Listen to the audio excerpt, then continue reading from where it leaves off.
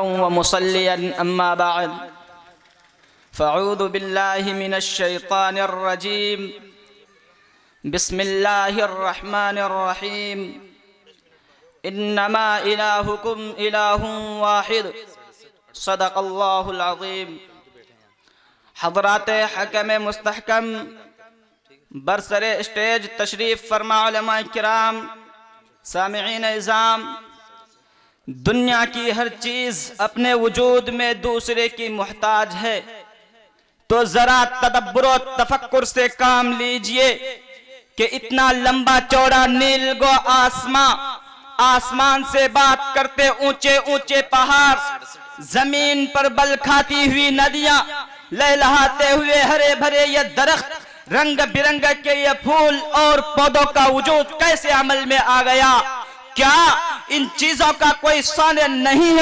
ہے اور یقیناً ہے، اور وہ سینکڑوں نہیں بلکہ ایک ہے، اور یہ میں نہیں کہتا بلکہ قرآن خود گویا ہوتا ہے، انما الہکم الہ واحد، تمہارا معبود صرف ایک ہی معبود ہے۔ اسی توحید کو سمجھانے کے لیے اللہ نے بے شمار انبیاء کرام کو مبعوث کیا۔ تمام انبیاء کرام کی آواز توحید کی آواز تھی، تمام کا مشن توحید کا مشن تھا، تمام کی تعلیم توحید کی تعلیم تھی، تمام کی دعوت توحید کی دعوت تھی، تمام کا سبق قولوا لا الہ الا اللہ تفلحوا کا سبق تھا۔ اسی توحید کو سمجھانے کے لیے اللہ نے بے شمار انبیاء کرام کو مبعوث کیا۔ اسی توحید کی خاطر انبیاء کرام کو اذیتیں دی گئی، اسی توحید کی خاطر انبیاء کرام کو جلا وطن کیا گیا، اسی توحید کی خاطر انبیاء کرام کے جسم اطہر کو آرے سے ٹکڑے ٹکڑے کر دیا گیا، لیکن توحید کی دعوت کو نہیں چھوڑا، توحید کے مشن کو نہیں چھوڑا،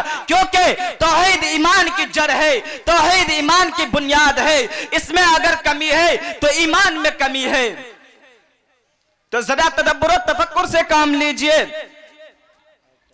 کھلے انداز میں آج یہ بات کہہ دینا چاہتا ہوں، اگر کوئی مسلمان یہ کہتا ہے نہیں ہے کوئی معبود سوائے اللہ کے، لیکن کوئی دوسرا مشکل کشا ہے، اللہ کے علاوہ بھی دوسرا بگڑی بنانے والا، حاجت روا ہے، اولاد دینے والا، دکھ درد کو سننے والا ہے، تو یاد رکھو ایسا شخص کامل ایمان والا نہیں ہو سکتا ہے،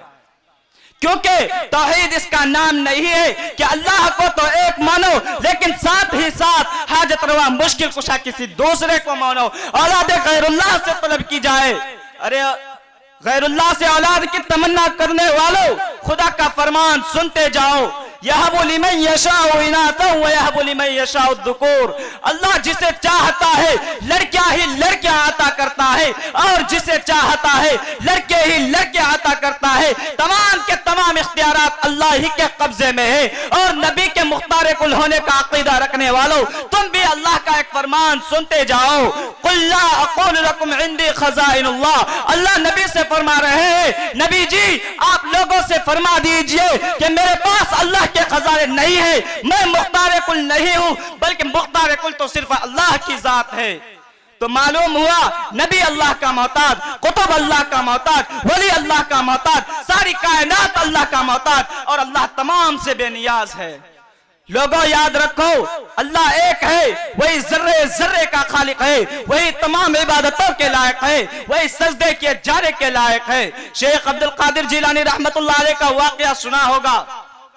ایک حسین و جمیل عورت چہرے پر برقع لگا کر شیخ عبد القادر کے پاس حاضر ہوئی اور عرض کیا، شیخ صاحب وما